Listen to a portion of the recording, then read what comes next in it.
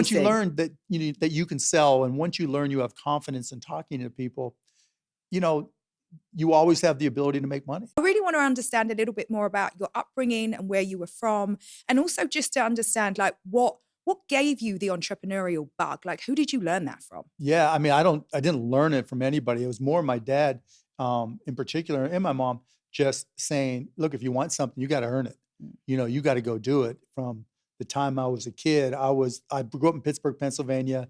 My dad did upholstery on cars, so if you had a rip in your car seat, that's where you take it. My mom did odd jobs, never had the same job for very long.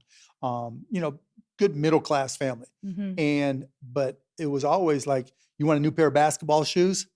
You go get a job. Or so I would like buy and sell trading cards. I was Michael Rubin before Michael Rubin was Michael Rubin. And I came in and I was like, Dad, I want to get a new pair of basketball shoes. He looks at me, he says, those shoes on your feet work. When you have a job, you can get whatever you want. I'm like, I'm 12 years old. How am I going to get a job? And one of his buddies pops up and goes, Hey, I've got all these garbage bags and you can sell them. They're boxes of garbage bags. I got hundreds of them. Why don't you go sell them? I'm like, can I, Dad? He's like, cool.